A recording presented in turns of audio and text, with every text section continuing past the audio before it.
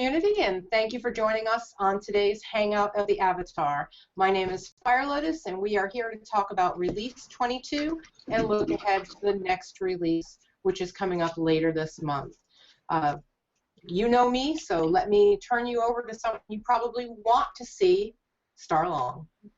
Hello, everyone. Welcome to our R22 Post Mortem, and thank you for being supportive of us in every way. Of course, monetarily is how we stay around and are able to deliver content to you guys every month, but just as, if not more importantly, all the amazing feedback you guys give us.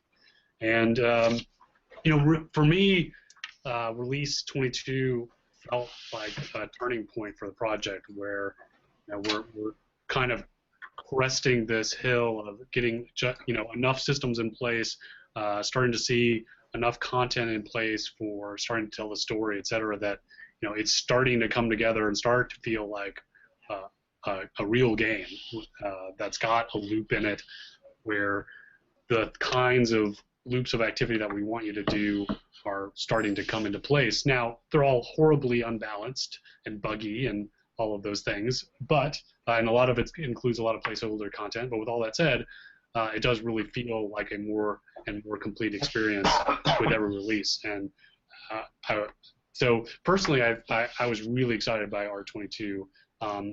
Now, part of that momentum we're gaining is because, you know, as you guys know, we've been looking for talent, and we've been, you know, slowly but steadily been able to hire some new people. We're going to actually have a couple of those new folks come on camera here in a little bit, and you'll get to meet them. But a lot of it too is just there's a part in the project where enough systems get in place, enough tools get in place, people learn how to implement against those systems and content and tools at a fast enough pace that you start to see an uptick on the pace that you can develop. So I've just found it really exciting to see.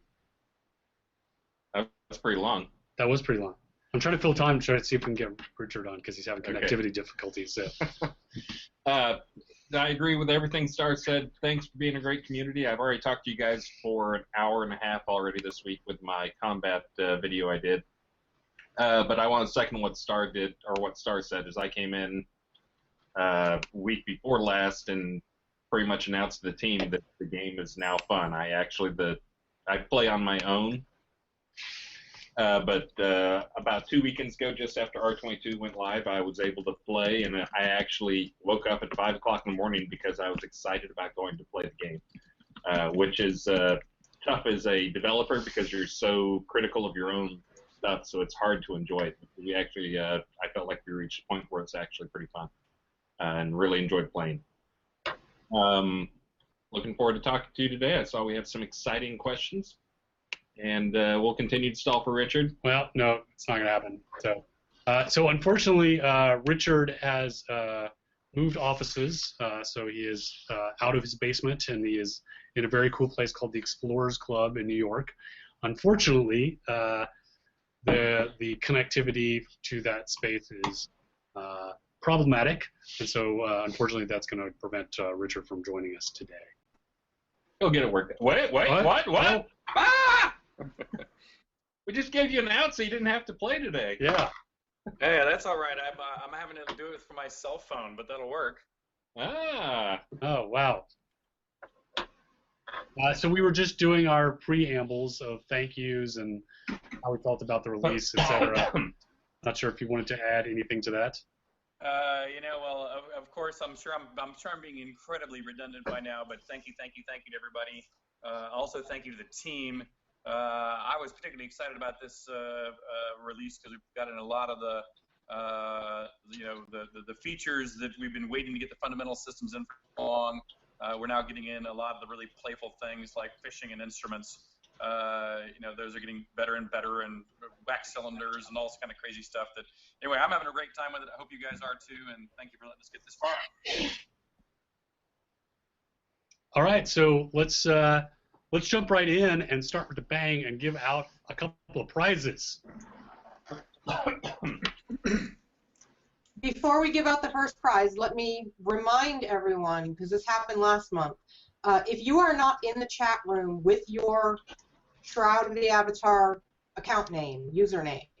We can't find you, and therefore you don't get your prize. So last week, or last month, we did have someone who got a store credit, but they weren't logged in any resembling name. We looked you up. We couldn't find you in our database, and therefore that credit went unclaimed. That's just sad. I mean, so please make sure in the chat room you are using your Shroud of the Avatar username. Thanks. All right. Lum. Prize us up. All right. So for the first prize, which is a $10 store credit, Acred, A-C-R-E-D, Acred gets the $10 store credit. And for the second prize, which is a Shroud of the Avatar coin, commemorative coin, so that if anyone challenges you, you can pick that up as much as you like. Cythil, C-Y-T-H-I-L. Cythil wins a Shroud of the Avatar coin. Hey, congratulations. All right, let's jump into the questions. All right, our first question is going to come from the website, but I know that you guys in chat have been a little bummed because you feel like you're not getting any love. So we are going to try to split it up a little bit more this time and maybe even alternate questions from the website and the chat room. Please remember, if you're posting a question in the chat room, please keep it short. And you don't have to spam me with it. I am keeping track of them. All right, Lord Long wants to know, is there any chance we can get our reward crafting stations for release 23? Yes, that is part of our goal for release 23 is to get quality associated with crafting stations. Right now, all crafting stations have been the same, and if you notice that one of the goals for this release was to add quality levels to the crafting stations, and that was what was gating us rewarding crafting stations to players, was the fact that they were all the same. So we wouldn't be rewarding you the right crafting stations. So, being done, the goal is to get those different level crafting stations, including the crafting stations you get as a pledge reward. Now, that is the goal. We are not at the end of development for R23, so as you guys all know, what gets delivered in those releases changes as needs change and as implementation changes. So while that is currently on track, it doesn't necessarily mean it will make the release. But that's our goal, for sure. So there you go. Next question. Our next question I posted in our group chat from Cara Bray. All right. Cara Bray asks, can you confirm that players will never be forced to place their home in a player-owned town? Will there always be NPC / player-run town alternatives? Yes, we do not intend to force anyone to place their lot in a player-owned town. So there you go. Simple answer.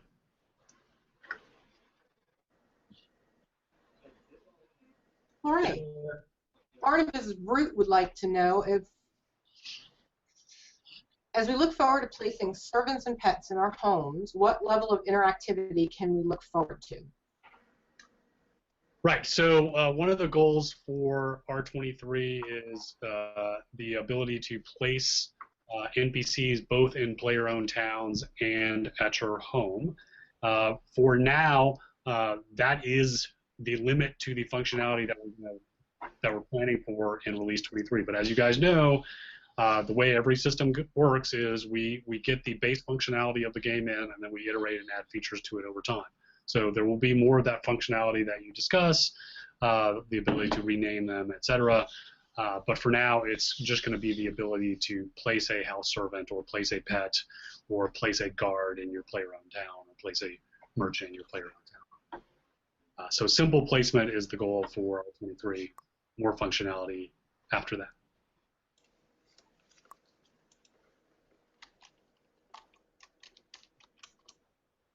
Next question. And did you want to pull our next question from? Oh, sure. Let's see.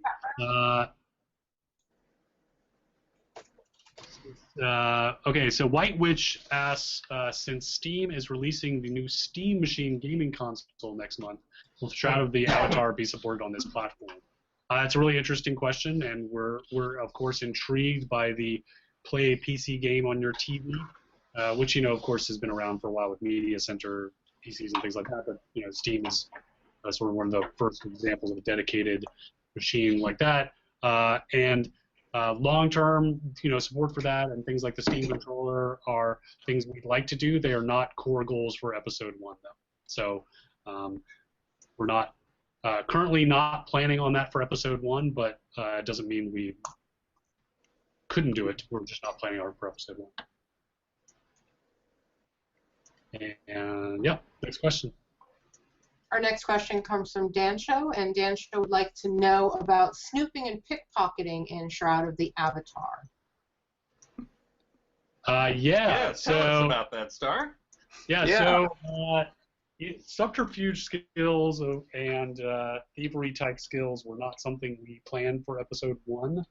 However, there are very strong proponents of that in the office and also in the in the other office, and so there is a chance that some form of that will enter the game for Episode 1.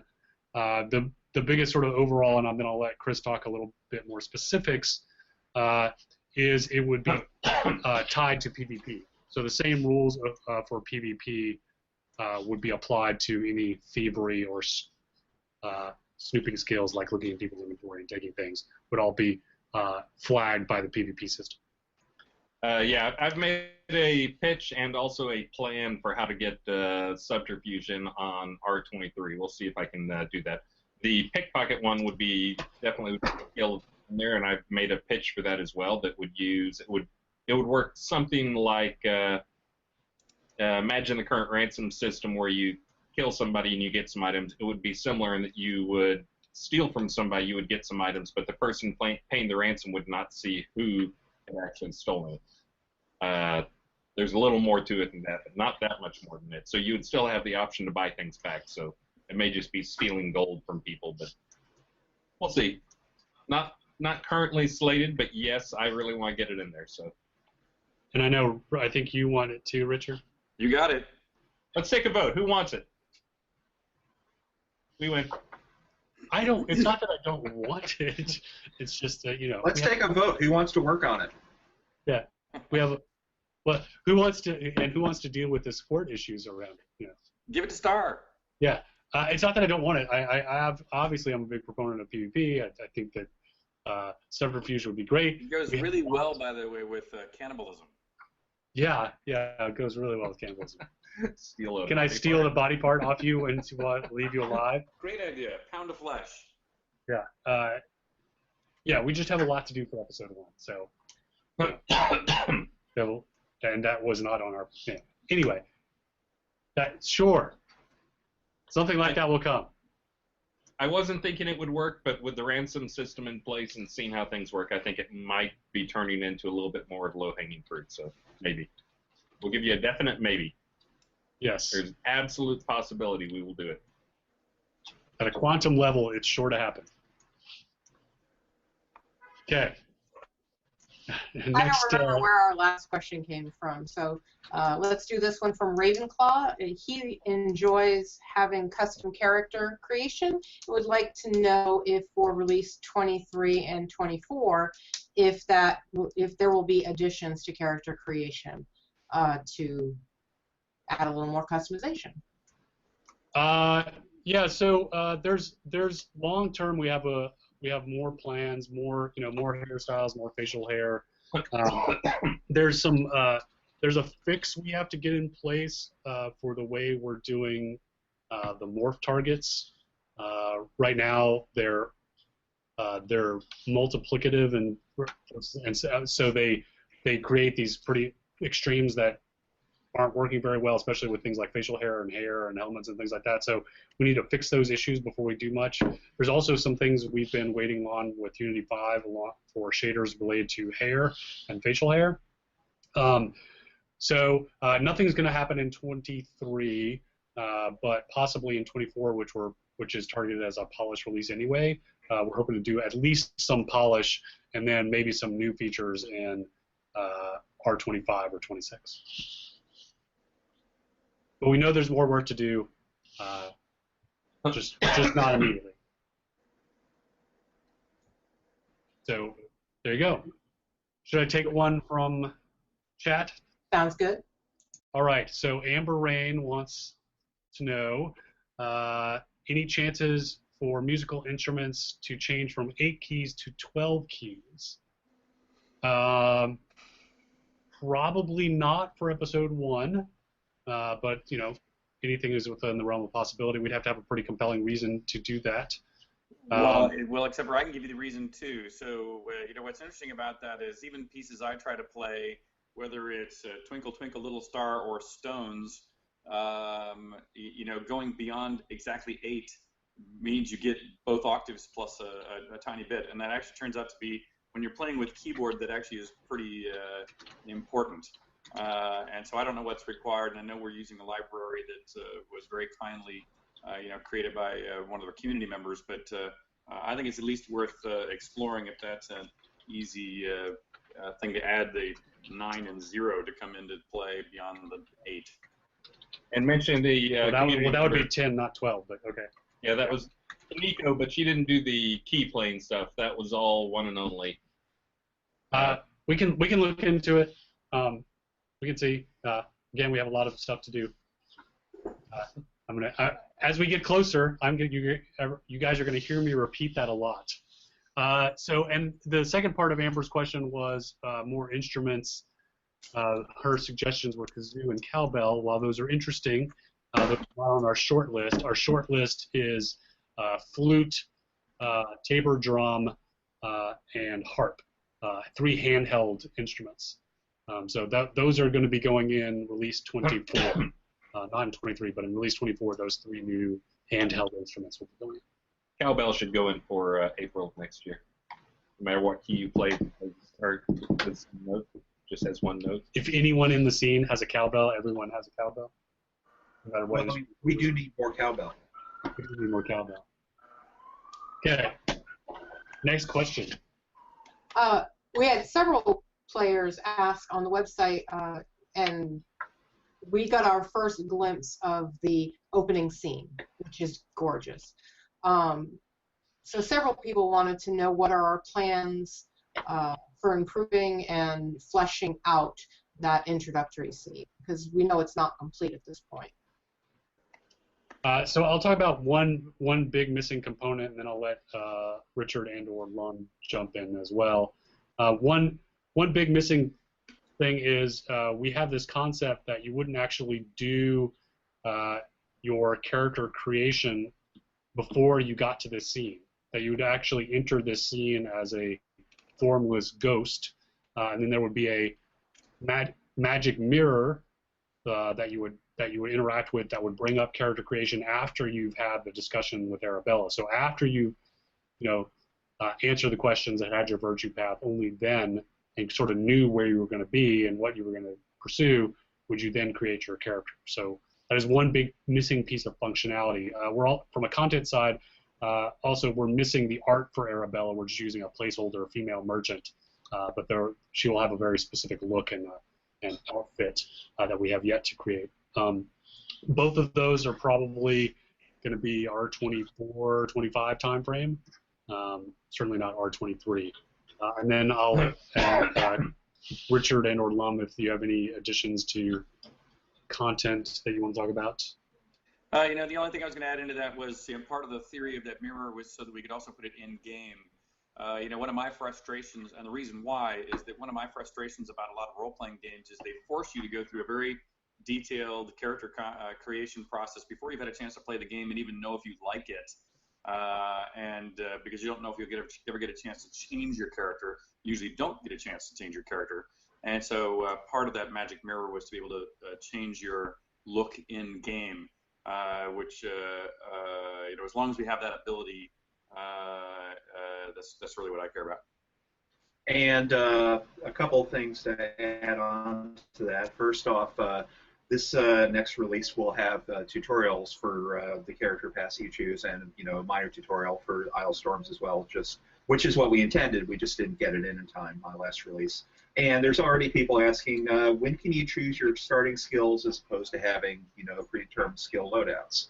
And also there have been people complaining on the boards, why am I picking virtues and having my character based on that? There's a couple of reasons for the latter, and the main one is because, as I just mentioned, we have a tutorial. So we have to be able to write that tutorial based on your character build, so you have to go to a starting scene. I mean, it's going to be kind of hard to pick a virtue path that's apart from your character build, which would mean that we'd have to have 9 different versions of every scene, and it would rapidly make blood come out of Star's eyes. It would be brutal, horrible.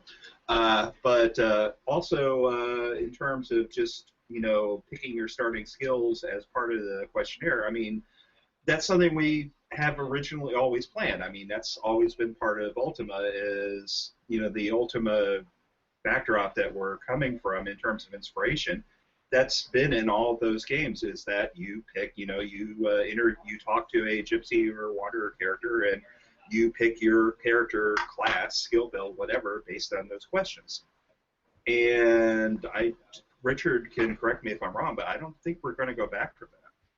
Yeah, I mean, no, you're exactly right. And in fact, for those who don't really understand that, I mean, something to be very clear on is when you're doing a game that involves your behavior associated with virtues, to me, it's really important that the character that you are playing is you, not some alter ego. So in other words, if you were playing a character called Conan the Barbarian, you might be expected to act like Conan the Barbarian, and that doesn't reflect badly on you, the person from Earth, because you're really not you. You're really playing as if you were Conan.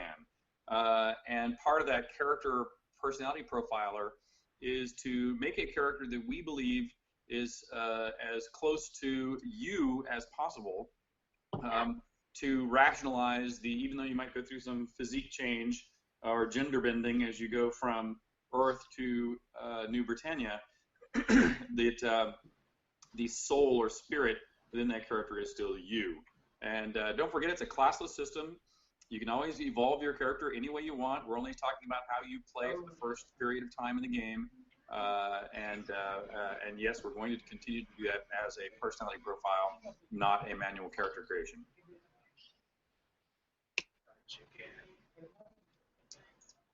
Prize time?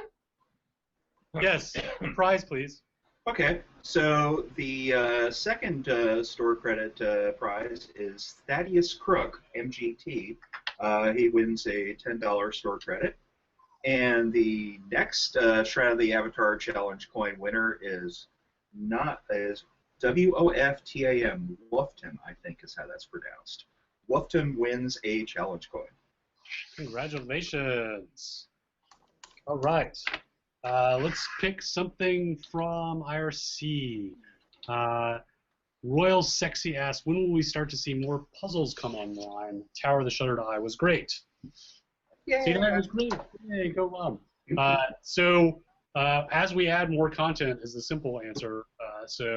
Especially the big dungeons like Epitaph and Hilt and things like that. So you'll start to see more of those. I mean, another one to mention.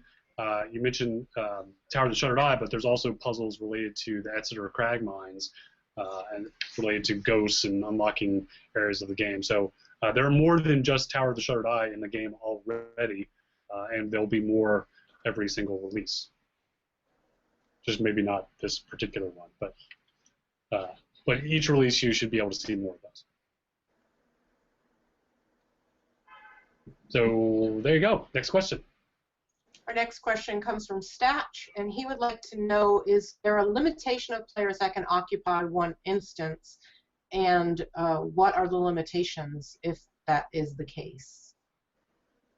So right now, I think in his question, he's calling out numbers like 300, 500, or 1,000. As cool as it sounds, having 1,000 people, even like in a city as big as Owl's Head or Arteris, would be crazy crowded and feel overpopulated. Now, for special events or something, there might be cool situations for that. Right now we do have some limitations. We've not done any LOD work. We have not done any performance work at all on characters. So even though last release and the release coming up will have some performance work done on scenes, the place where things really fall apart is when you get a lot of characters together. Because we have no LODs, even characters being drawn at a great distance still hurt your performance. Some more work needs to be done on that. We're a little chatty on the messaging right now. We have fixed a few of those issues in the last few releases, but there's still more work to do in getting our packets a little tighter and smaller and sending less often. We do have some goals. I don't think our goal is ever to get 1,000 people in a scene. We've had 120 or 130 in the scene before, and that was before some performance work was done. We see 200, 300 people in a scene without a huge amount of work being done. But again, it doesn't mean the scene's going to feel better. But it would be nice for things so that we could have Lord British give a speech to a large audience. So that is one of our goals. Yeah, and again, it's not just LODs, but there's a term called a fallback routine, and a fallback routine is something that you do when something happens in the game that you need to fall back on a more primitive display. So, for instance, once you go over 100 people in your view, you start to cut off the number of players that you run animations on. So you only run animations, say, on the people within like 2 meters of you, and the rest, you stop animating. And that has and that's mainly due to the chattiness that Chris mentioned, because what you have to understand is for every single person on screen, that creates the same number of connections as every other person on screen. So, if you have 100 people on screen and you add one person, you now have, that one person added 101 new connections to every single other person.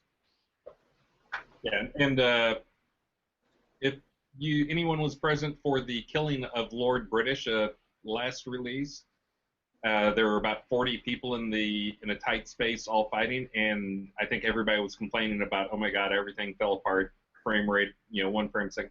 There was actually a bug in that we fixed immediately after that, thanks to that event, making it more clear. There was an n squared problem. It was a per player sending out crazy number of messages. So. And also an issue in that one that I think that was the one where we also had effects were being broadcast per frame. So if you were carrying around a torch, every frame it was telling everybody in the scene, hey, he's got a torch, hey, he's got a torch, hey, he's got a torch. We don't need to do that. We need to do it when it changes. So anyways, a lot of that stuff needs to be cleaned up a little bit. But right now my guess is that you could get 100 people in a scene without any problems, because I know we've done it before. And I think actually most scenes right now are set to a default of 128 people per scene. So with a good video card, it does play pretty well. Okay, so next question, I'm going to pick something from chat. Melchior Mayhair, his question is, will it be an idea to evolve a spell and effect, not necessarily power, when your skills get higher, i.e. going from a single target to an AoE? So that particular example, no. Because the difference between a single target and AoE skill or spell is something that you want absolute control over, because there are strategic decisions you make during combat whether you want to use a single target or an AoE effect. So we wouldn't want to take that control away from the player just because you got, quote, better at a skill. That is something that I've considered adding a number of times, the AoE option as a spell weaving component, so you can combine 2 spells and make a new one that is, firebolt plus the explosion type thing makes a fireball type effect, or same thing for any type of major projectile. A lot of that stuff goes back to a lot of the stuff Richards wanted in the old days, is that every spell is made of component type stuff. So. Yes. Moving on. So maybe as a combo, but not as a skill advancement. Spell weaving. Oh yeah. Not a combo. Weaving. Spell weaving. I will get it correct. All right. Next question. Our next question is for Richard and Lum, And Royal Sexy would like to know what happened to the gargoyles of Old Britannia. Well, you know, at this stage, there has been no sign or word from them, and so there is exactly 0 to be stated at this time. Also, I would like to note that we have no idea what this Old Britannia is of what you speak. Yeah, Indeed. we're obviously not there. We're not in that place. No idea what you're talking about. Yeah. Okay, next question. Fanash would like to know if extended access rights for housing is still being considered for episode 1. Yeah, so, and by extended access rights, I think they're talking about things like, oh, being able to have just this room in a house accessible by a player, or or this floor, more finite control than all or nothing, basically, like we have now. And yes, that remains a stretch goal for episode 1. We would like to get something like that in, including up to and including the ability to do like rent to other players, but that remains a stretch goal for episode 1. Did you get guilds on this release? I didn't notice where you put that guild control for housing. Oh, well, we haven't announced that, but now we can. Okay. So we're going to try and get the ability to, our feature we're calling guild chapter houses. So that's the ability for a guild member to declare their house a guild chapter house, and that would automatically flag all the officers of the guild as trustees on that property and all guild members as kindred. So that would be automatic access for guildmates. So we added that. We're trying to sneak that in this release. It wasn't planned, but we got some strong feedback about how that would be a positive add to the game. So we're gonna try and get that feature in. So let's see. Royal Sexy asks, we have dynamic town lot placements. Are we closer to dynamic placement of houses on lots? So unfortunately, those are two not completely different things, but very different things. So anyone who has placed, say, like a guard tower and then accidentally moved it while you're standing on it and fallen to your death will see that there's a bit more to placing a building and being able to move around in it or even decorate it. So right now,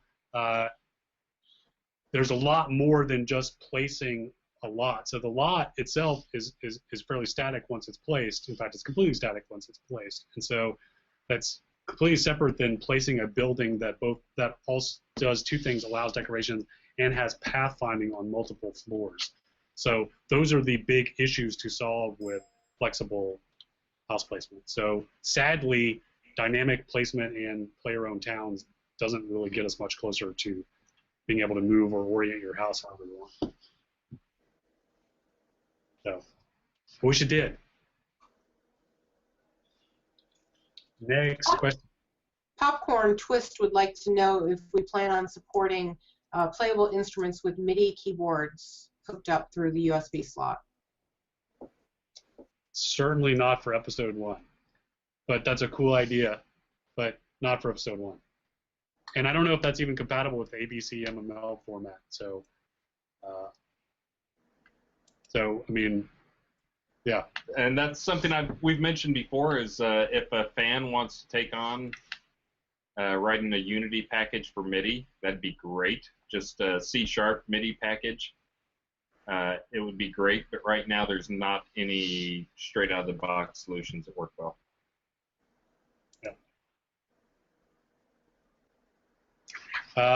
Let's grab another one from chat. And then we should probably do another prize. Oh, yeah. So let's see. Ice Queen wants to know, will we see any of the dungeons that allow you to see other players other than those in your party for episode 1, or will that be a later episode, i.e. type dungeons? So open dungeons, not just party-based. Certainly within the realm of possibility. There's no actually technical thing that prevents us. It's just resources and spawning that are the real issue, because right now the design for dungeons is they do not, you clear a dungeon out, so they aren't set to respawn. So. And technically, the sewers are currently set up like this, where they're open dungeons. Oh, and yeah. the plan had been for those to be open type things. Although someone keeps deprioritizing my sewers each release. Have you given me the list? Aha! Ah, see, I can play that game. Okay, I'll get you a list. Okay, Right after sure. stand-up. Yeah. Or, this. Okay.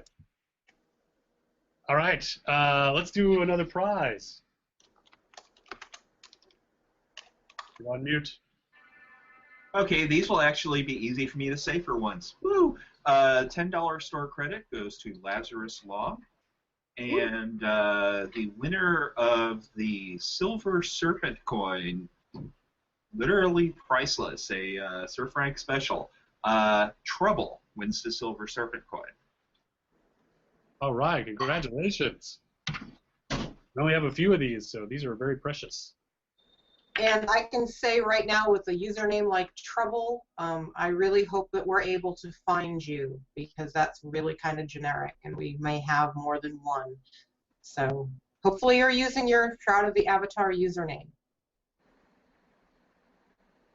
Celestial Knight has a question about Halloween, because that's coming up, and he wants to know if we'll see any new spooky monsters.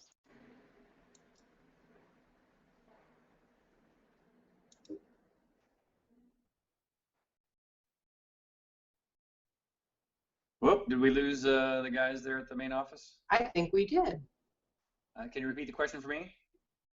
Sure. Celestial Knight would like to know if we'll see any new spooky monsters in honor of Halloween. We'll need Starr to answer the question about which monsters are coming in. Okay, so so this was the spooky monster question. Yes. Sorry, we had a connection hiccup.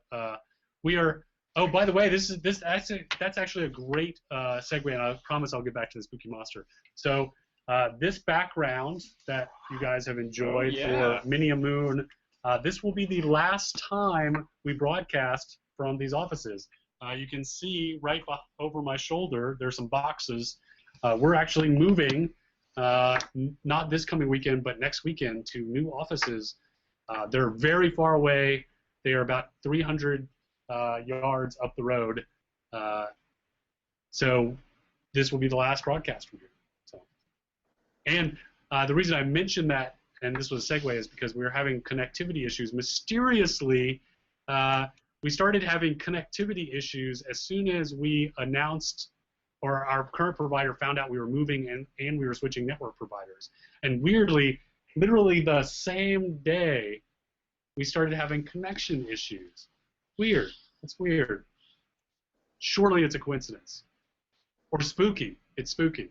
They claim it's someone inside the company sending a lot of data, and it has nothing to do with it. Oh, right, yeah. By the way, do you want me to shut my music server down? That was good. I like that you chose music and not porn. Oh, wait, I shouldn't have said that. Oh. That's a different server. Okay, back to the question. Spooky monsters. So we didn't actually plan to do any monsters. We focused mainly on spooky props and spooky wearables and things like that. Although that was a great idea, wish we had thought of it. But we are going to get some cool creatures in this release. Specifically, the fawns will be coming online, and I think not these kind of fawns, but fawns as in the little woodland satyr-like creatures. In fact, speaking of the satyrs, they are in a symbiotic relationship with the satyrs, and there's going to be some interesting combat behaviors and mechanics related, without giving away too many spoilers, related to fighting them, where depending on your choice of who you attack, they'll always be together. You always see them in groups, so the satyrs and the fawns together, and depending on what order or which targets you choose when you have those encounters will have different outcomes on the combat. And I'm not sure it's a symbiotic. I think it might be a parasitic. Right. The fawns do not want to be there. They're friendly, lovable little creatures. Surely you want to hurt them. Yes. All right, so let's see. Let's get another question from the website.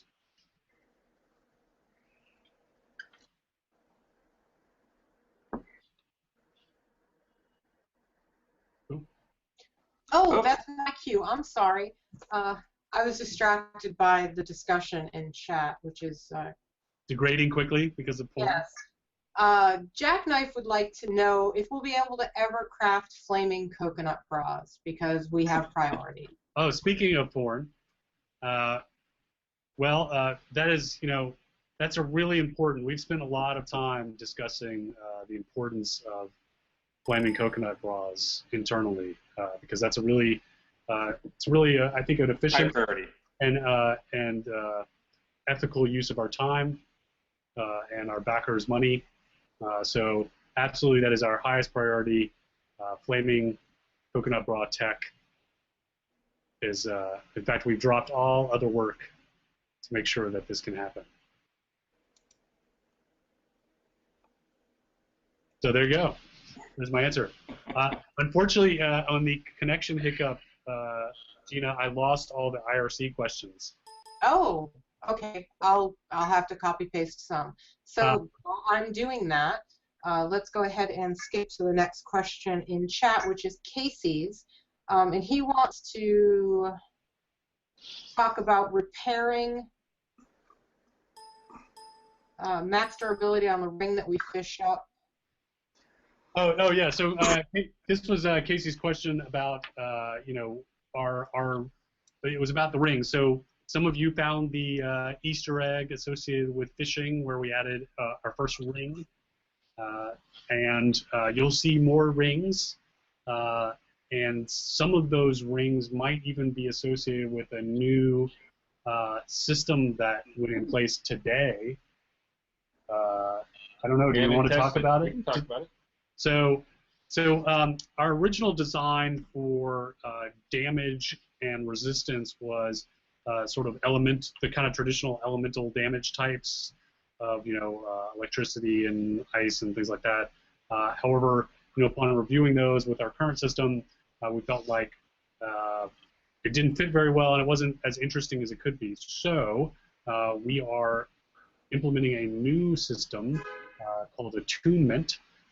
And Chris, would you like to talk a little bit about that? One of the goals was we've always had the schools of magic. Everything was planned out, so all the schools of magic are opposing. You got water on one side and fire on the other. You got death on one side and life on the other. All of them are opposing: sun and moon, earth and air. And we'd always intended that there's things associated with them, different combat styles, different armor levels as you look towards like earth and the other.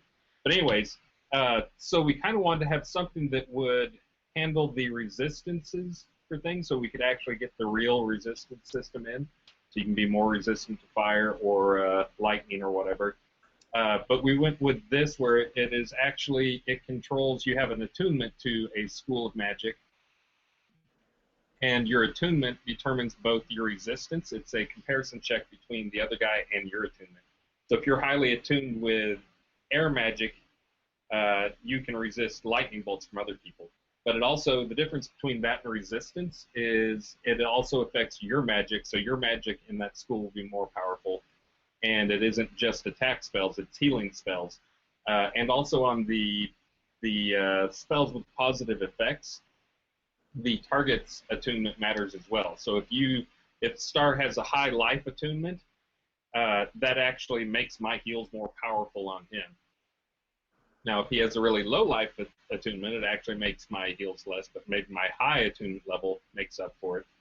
There's actually, if you have get to negative attunement, there's actually a lot of spells that right now work fine that can actually fizzle and actually just fail. And if you're asking how you can get to negative attunement, because most elements, when you raise them, every magic tree now has an attunement passive in it, but as you raise that attunement passive, it lowers the opposite one. So if you raise Earth, get 20 points of attunement, that it also gives you a negative 10 on air. So right now, it's easy to get negative. If you want to focus on being a death mage, that's great. Your death magic will get more and more powerful, but your life magic will get a little less powerful.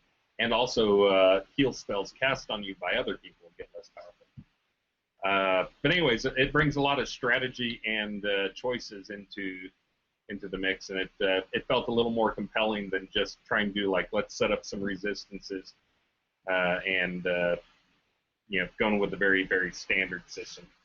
We'll see how it works. It was a pretty low-hanging fruit, and it's already in place. So whenever we start putting out a QA server, it'll be on there. People can try it out and give us feedback. Yep. All right. Next question. Casey had a follow-up request. He would like to know if it would be possible for spiders to be placed off of a wall, like on the ground. The decorative spiders, I assume he means? Yeah, so we have the decorative spiders that are currently only wall decorations, and we purposely made them wall decorations because we have a longer-term plan for players to be able to place spawners in things like their basements or in PvP areas, and we didn't want a visual conflict between a, quote, real spider that you spawn by putting spider eggs down in your basement versus a statue of one. So that's what that was. So it was really a gameplay design reason to make them wall only. So yeah. So next question.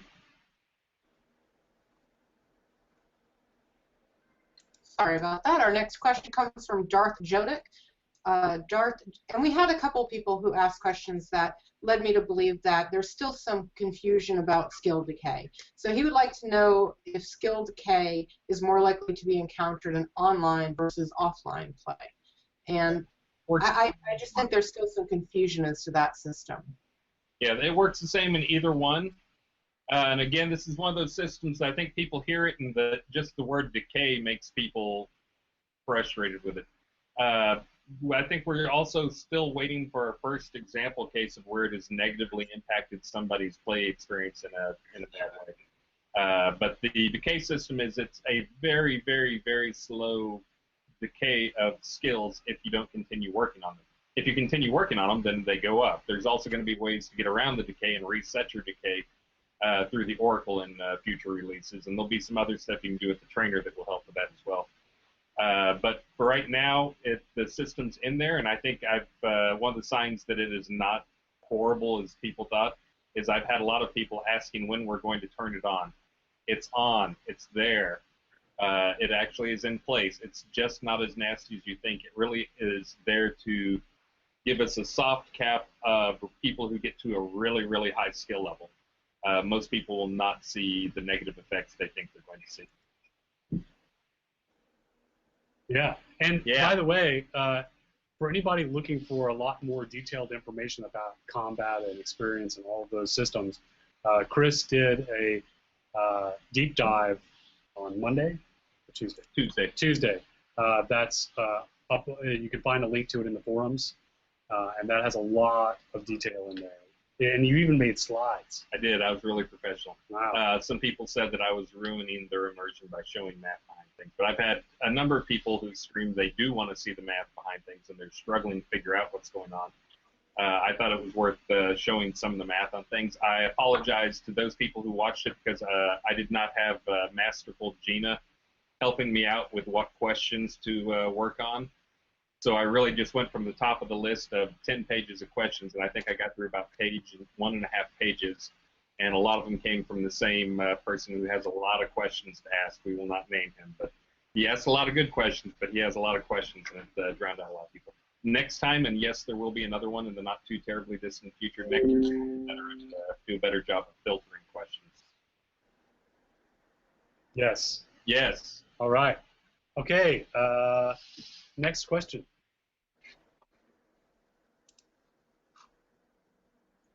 Did you get all of the ones I posted in chat? Yeah, actually, I'll grab one of those. So from Himmelweiss, he asks, are there any plans? Keep scrolling up. Oh, I lost it because it scrolled up. Hold on. Are there any plans for rare, random named mob spawns, like a named bandit, skeleton, wolf, and so on? Oh, I keep scrolling up. It's Richard's fault. If yes, will they drop better loot? Well, so yeah, so I'll answer the first part. So yes, we do plan to have more complex behavior related to our spawning, including rare or more named bosses. Like we did a little. It wasn't random. It was fixed, but like Torque Doll, the Unbreakable, that was an example when we first introduced Patrol. And as far as better loot, yes, not necessarily gear. Because, again, we want the best gear to be made by players. But, yeah, they may have some type of rare crafting elements or crafting recipe or book or something like that may be on them.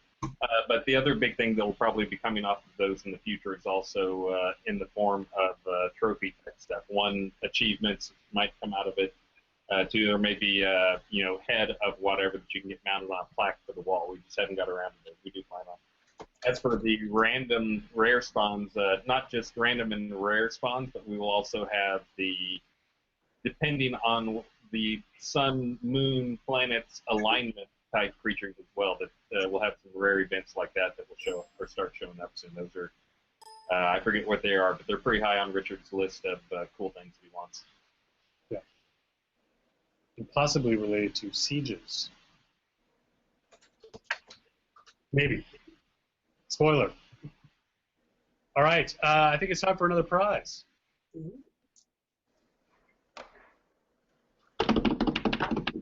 So this one is for the $10 store credit first, won by Beechin, and then the Chaos Medal that the Lord of Chaos is currently holding up to the screen.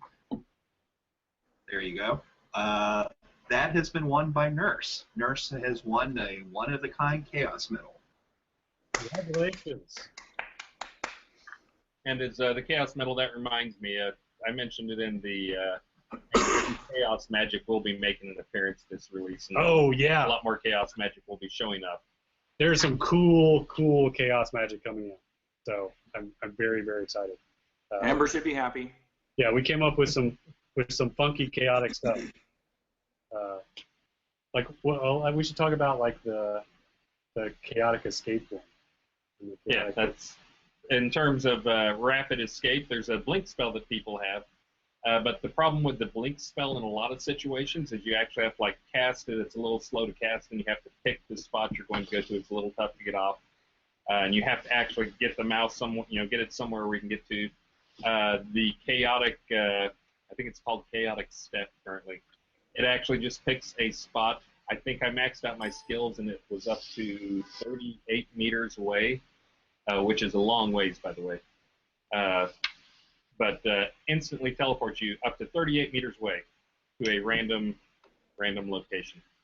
And there's also a spell weaving option with that, where if you cast it with the chaotic clone, the mirror image, that it will teleport you away, and at the same time it will drop a clone down where you were. So that you can basically escape but leave a doppelganger in your place. Great for PvP, rapid escape, getting out of oh crap situation. Now, it is Chaos Magic, though, so Chaos Magic always has a potential downside, well, because it is really one of the most powerful schools, but there are pitfalls. And so one of my favorite things about this Chaotic Step spell is there's a percentage chance that it will leave you it'll teleport you to somewhere high in the air. So that's what you get for using Chaos Magic. And then Chaos Bolt isn't that another one? So it does a random. Chaos Bolt in that can do random stuff that is anywhere from like Lightning Bolt, Fire Bolt, Ice Bolt, easy stuff, but it can also do rarely it'll have negative effects, which can include things like healing the creature instead of actually damaging whatever you have targeted. Or teleporting you to immediately in front of the creature facing the other way with your back exposed. So we'll continue to add to those type of random things too. So there's always a random chance. So it's a new mechanic that was added into combat this time around, that we can actually have a list of effects with random weights on them. So we'll make good use of it for chaos. Yeah, I'm very excited. Obviously, Chaos Magic. All right, so let's get another question from the website. I don't think I've asked this one already. It's from Black Rogue. he's bummed out because resource gathering just takes too long for him. So he would like to know if that process could be sped up a little bit. Yeah, so it will be slow until you get your skills higher, and so specifically the skills related to the speed. So there are specific innate skills related to harvesting that speed that up. But at lower levels, yes, it's going to take a while, and more creatures might show up while you're doing it. So now, again, we do realize that none of this is balanced, none of this is tuned very well, and so we'll get there. All right, let's do another question from the website. Duke Albert is up next, and he has some questions about the chat channel. Specifically, he would like to request at least one of the following: a player-owned town channel for player-owned towns, a chat channel that can be created by players for their own use, and chat channels for alliances and guilds. Yeah, so those are all on deck for improvements that we want to make to chat, for sure. Those are all great suggestions. I think the player-owned town one got suggested last release as well, so we're definitely going to get there, just not right now. We're doing other stuff, but it's definitely all of those that were just described are ones that we would like to do, for sure. And we know the chat needs them. All right. Chris, can you do me a favor? Can you grab a couple of our new folks, Richard Mady and Matt Schmidt? They're in the art pit. Okay. All right. Next question. Chat improvements are exciting. Our next questions, and we have a couple of them, come from WizKiz or Whiskiz. Wait for Chris for those.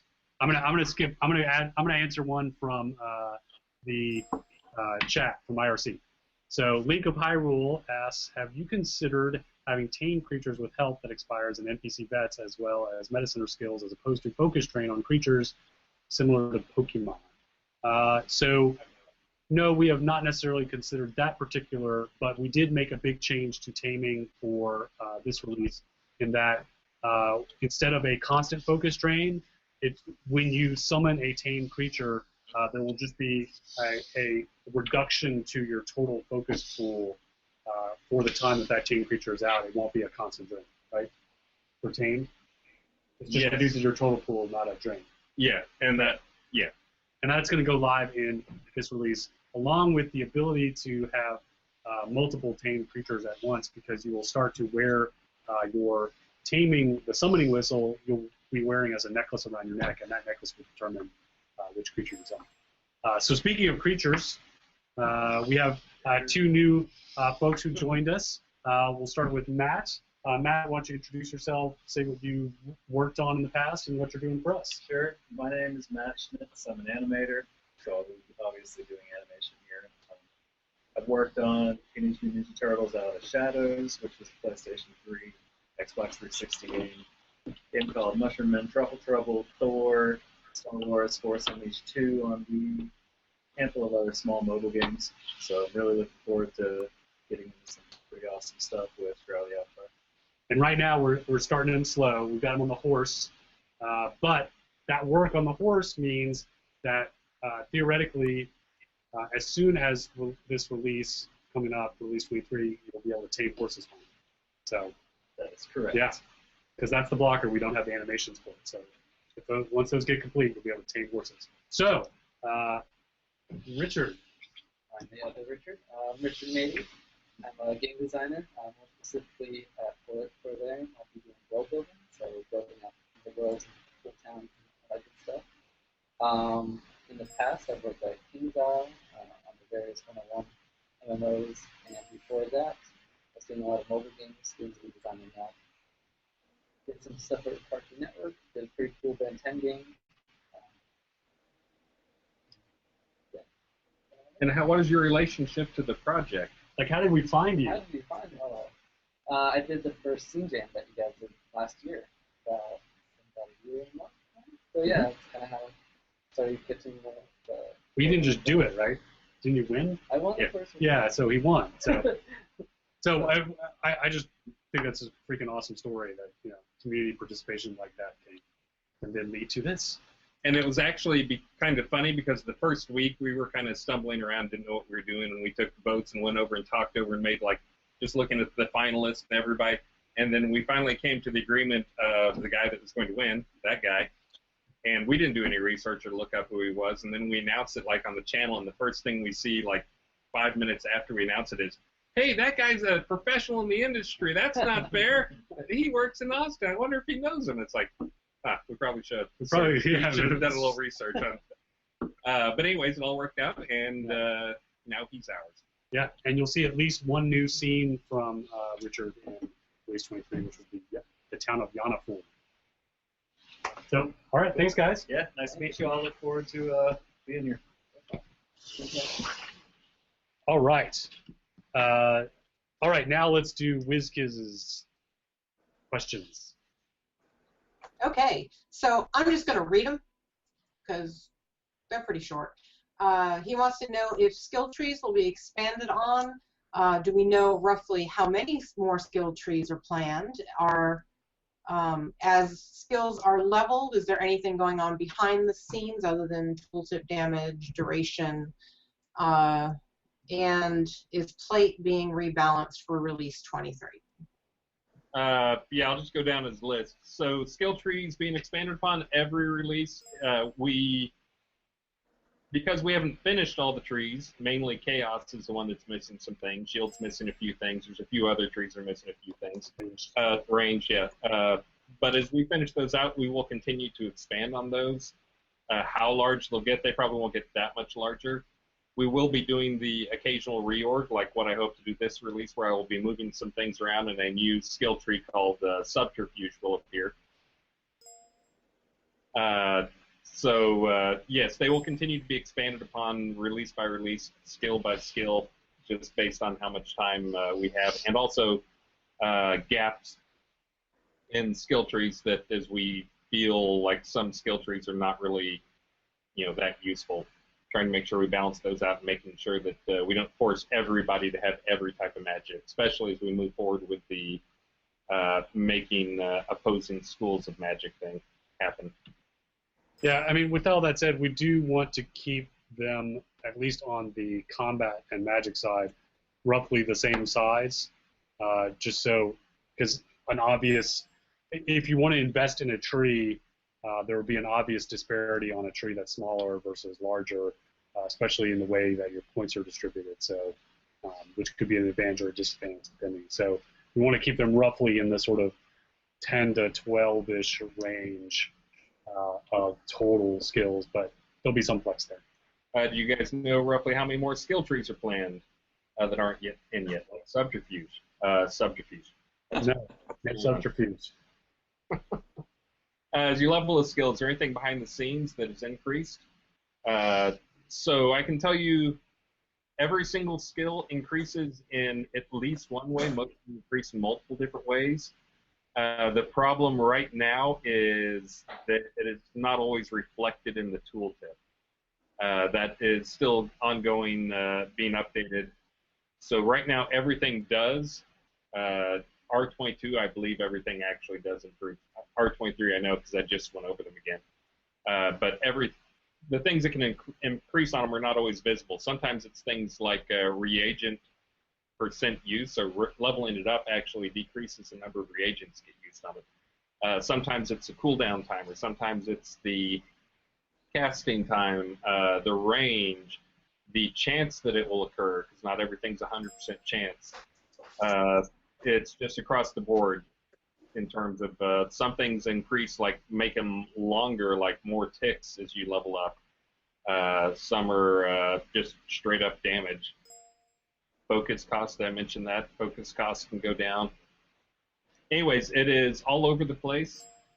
As you might imagine, damage spells are the easiest ones as you level up to move them up there. But we had to go through and look at all sorts of spells like Blink and other things like that that are not really just a number change. So yes, and we hope to get probably all the tooltips will still not be done for R23.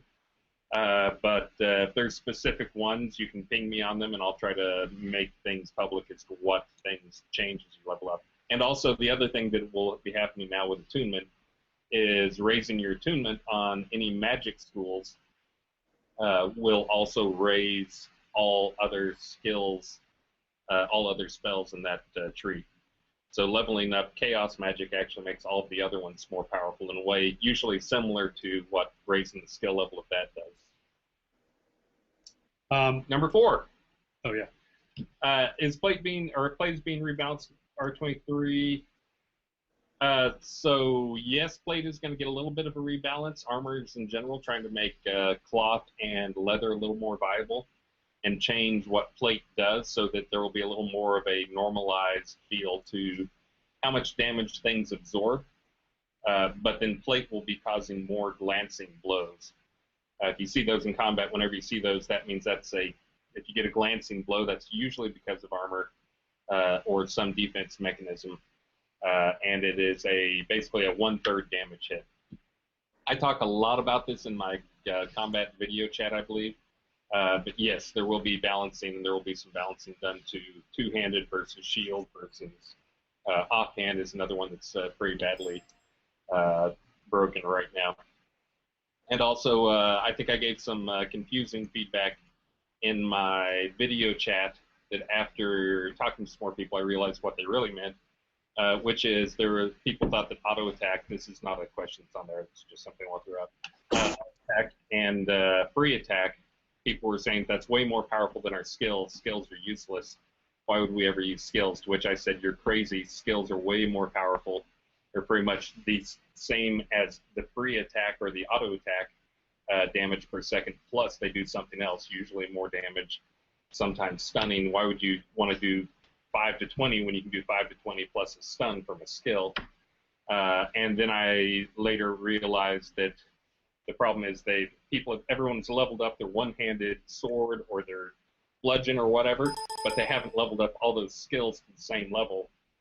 So yes, if your skills are significantly lower than your one-handed, then they will feel less powerful. You got to level those guys up. That's kind of why day one I think everybody saw when we switched to use-based, everybody was out fighting gust balls, leveling up their one-handed swords, and putting all their efforts towards that. So if you're one of those people, then yeah, your other skills will feel a little less compelling. If you actually just went out on an adventure, then you probably leveled things up pretty consistently, and your skills will be feeling more powerful. But stick with them, keep leveling them up, and they will be far more powerful than just free attack. I'm going to grab one from chat. Himmelweiss asks, will we ever be able to reset or unlearn skills other than decay? Yes. That'll be one of the functions that you can find with a trainer. Trainers will be able to wipe your memory, per se, and free up those points. So yes. All right, let's take another question from the website. Artemis actually has 2 questions about player-owned towns. The first is about NPCs and how they'll work in Release 23. And the second is about add-on buildings and if there are any restrictions to the selections players get. For example, expired houses, are they still available, that kind of thing. All right, so I'll answer the first one. So in R23, you are going to be able to place NPCs in a player-owned town, so that'll be like guards and shopkeepers and things like that. You'll also be able to place house pets and house servants in your home. That is the only functionality that we will be able to have time to do in R23, but we'll add more functionality like being able to give them names and give them simple orders like I want you to stay here or walk around, things like that in later releases. But just getting the ability to place a live NPC as a player, turns out it was a really big deal, taking 2 of our programmers a significant chunk of time. But I did get to see the first version of it working today. It's pretty exciting. So I watched Burning Toad place a guard, and that guard started walking around. So it's pretty cool. So it's coming, and more features will come later. And then as Artemis's second question about are there any restrictions on which add-on buildings, yes, it won't be every single add-on building. It will be most of them, but there will be certain buildings that because we want to maintain a certain level of rarity and value associated with those that will not be available through the player in town purchase. Will just be available in the pledge. So next question. Our next question comes from Celine Noctu. She would like to know if it's possible to get new Halloween decorations before the release so they can enjoy them a little bit longer. That is an awesome idea that I wish I had thought of for last release. We did get a few. So we got I think we got the skeletons in. We got a couple in R22, but not all of them. Next year we will be a little better and we'll get more of those decorations in sooner. But great idea. Wish I had thought of it. Like I went to Costco. Costco had their Halloween decorations out like the start of August. I can't believe we didn't do a better job of that. We should pay more attention to what Costco and Walmart do. Yeah. We were busy getting like musical instruments playable and fishing and things like that. So and dragons. So wasn't like we were doing nothing. Dragons can be scary. Dragons can be very scary. Dragon statues, they can be scary. We got those in. So were you able to get those stats that we were talking about earlier? That Cole. Oh yeah, I was. So I think we had someone, I forgot who asked the question, but they asked what. Cole wants to know about statistics of how many people were able to complete the release hats for all the releases so far. Okay, so I will start with the most popular hat to date has been the Yule hat back from December.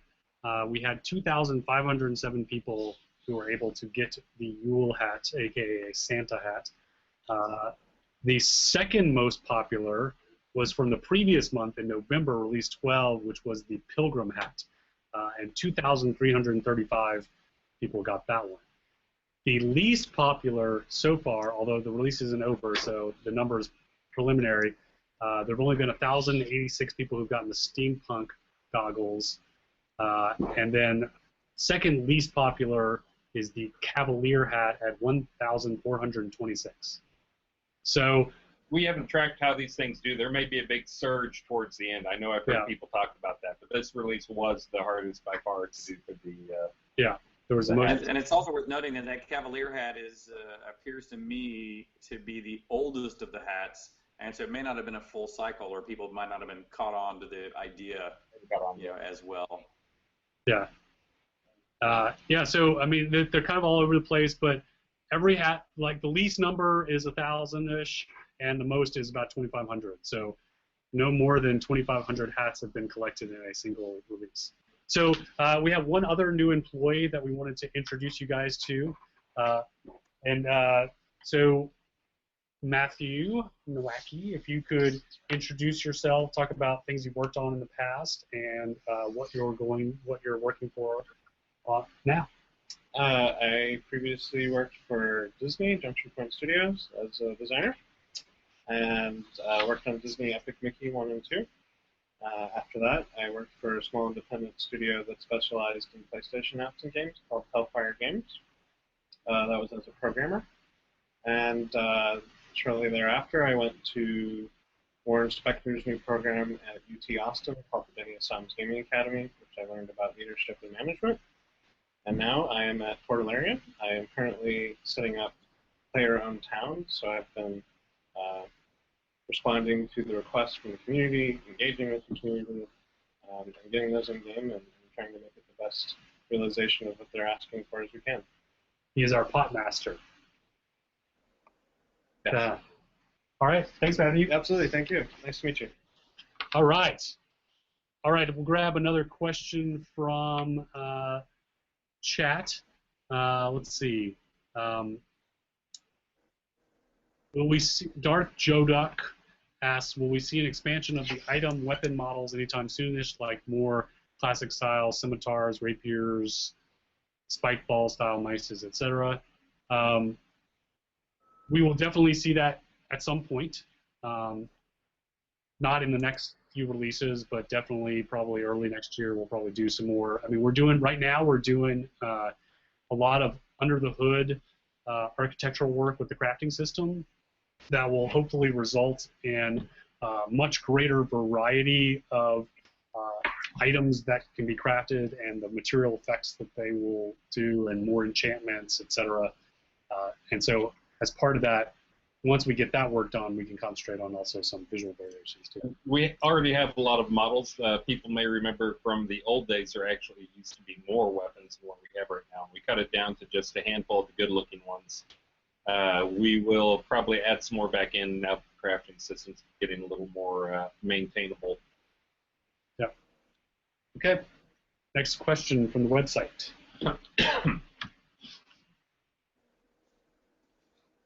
Our next question from the website comes from Sandaria, and it actually has to do with items. She would like to know if we'll ever see something else other than hats as rewards, specifically necklaces or rings. Right. So that's a great question. Right now, we really like the hats / masks for a couple reasons. One, everyone can use them. They're not restricted. You don't have to be like a property owner, so it doesn't have to be a decoration. And they're visible. They're visible on your body. Visible, highly visible, so everyone can see them and see that you accomplished that goal. So it's a nice status symbol.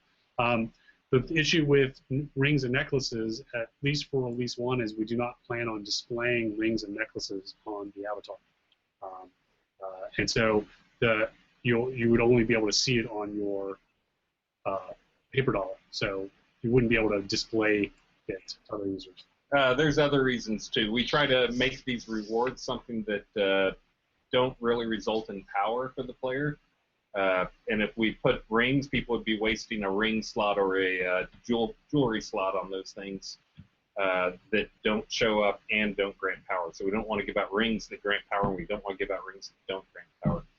As for why Starr likes hats, I think there's other reasons too.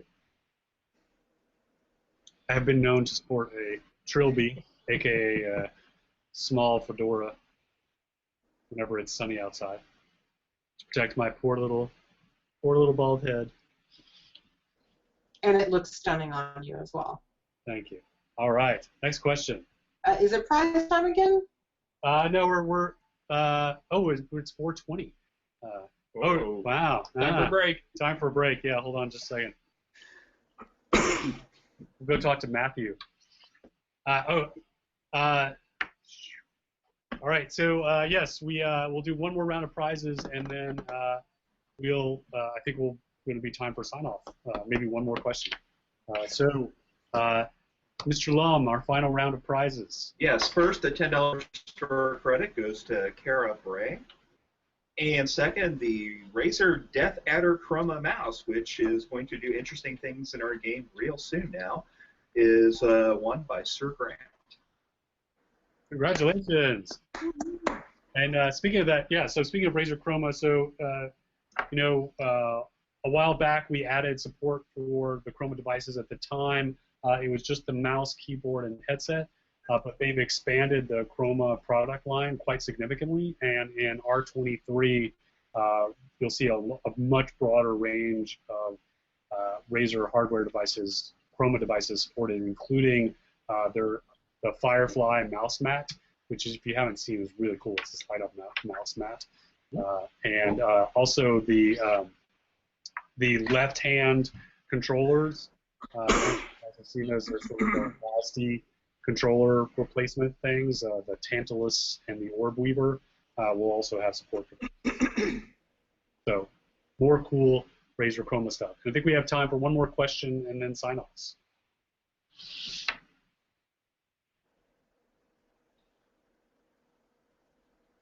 So we'll do one from the website.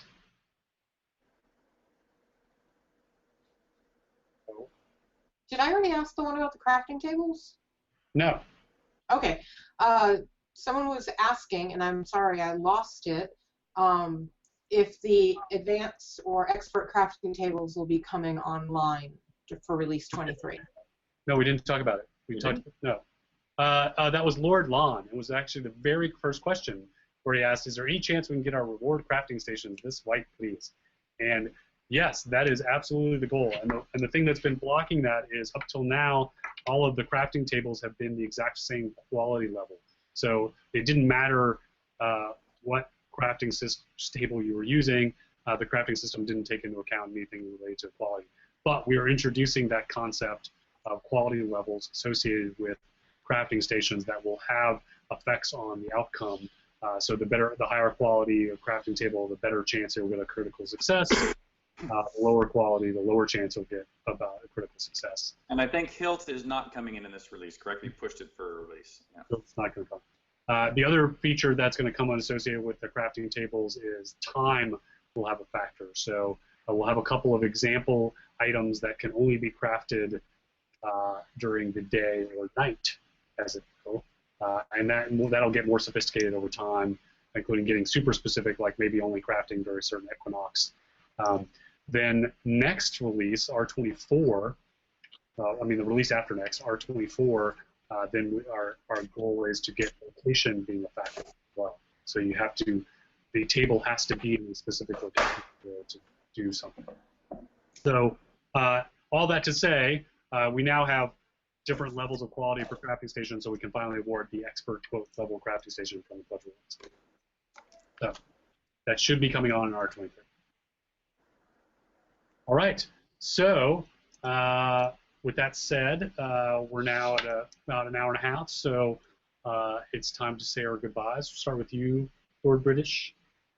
Indeed. Well, thank you, by the way, Starr, for running such a great Q&A session today, and apologies to everybody for my trouble logging on. As you can see, I was still trying in the background there to get my Chrome to work on this new machine in my new location, clearly unsuccessfully. I'll get that worked out by the next time this comes around. Of course, most importantly, thanks to all of you for giving us the opportunity to make this game for you. We're having a great time. I'm in the game playing it every single solitary day, either in the dev version or in the live version alongside of you all. And I personally am having a great time playing. And I think that bodes very well. I've obviously been through the game development process and for quite a few games at this point. Feeling this good about the game this early is a very good sign in my mind, and we owe that on the whole to you all for supporting us to be able to take this on in the way that we did, and to the team and Starr's leadership for continuing to keep the drumbeat with these daily reports, weekly updates, and monthly releases. It couldn't be happier. So thanks for giving us the opportunity. Thank you. Chris? Again, say it every time, but thanks to the community. Thanks for being very constructive. I think when we started the project, a lot of people just didn't get what we were doing, and we had a little bit of thrashing. But I get so many good feedback answers from people that we integrate directly into the release. There were 3 or 4 things we talked about today that were things that players suggested that we integrated into it. So I love that people are now kind of getting into the groove, not just us getting into the groove, but you guys getting into the groove too on understanding what is helpful and what is not helpful. I'm really looking forward to R23. It's going to be a wipe release, which always gets me excited because we get kind of to see things from scratch and see how people work, and the usual land rush fun and frustration. But it's also, whenever we have a wipe, opportunity to clear the slate, make big changes, like for instance the subterfuge tree that will be going in for R23. Is something we couldn't do without a wipe. So having a wipe lets us, we know we've got a clean slate and we can make big changes to things. So players should look forward to some big changes. We'll be doing our release document here in another 2 weeks or so. But I've already got a list, probably 3 or 4 pages of combat and skill changes going in. So awesome. We'll keep up the good work. You guys keep up the good work too. Yeah, it's just an amazing process. We started calling this open development, but lately, in fact, I submitted a talk to GDC and South by Southwest, both of whom accepted it, by the way. And I really now call it co-development. because that's really what we're doing. We're developing this together. You guys are playing and providing feedback and really contributing to the direction and design of the game. And even if we have very firm ideas and a very firm vision of what direction we want to go in, you know, I think we've shown and we feel it's making the game better, that we can be responsive, that we can, even if we feel really strongly about something, we can listen to feedback, we can balance that subjective feedback that you guys provide with objective data. We can look at the numbers and we can see, you know, what frequency, what skills are being worked on, and take all that together and make a better product. And the way you guys give feedback, the way you're playing the game now this early, it's just an incredible process and an amazing journey to be on. And I couldn't be more excited about what we're doing together. So thank you. And as always, thank you for joining us. Thank you for submitting your questions, and I apologize if not everyone was answered. We never have enough time for all of them, but they were some really great questions, and hopefully we got to enough of them. If you want a prize, I will be getting in touch with you by the end of the week via email, and unless you won a credit, you'll see that added directly to your Shroud of the Avatar account. So if I need your address to ship something, I'll be contacting you by the week's end. And thank you for being amazing and so constructive and so interactive, especially when we do things like this. It makes it a real pleasure. So thanks, guys. See you next time.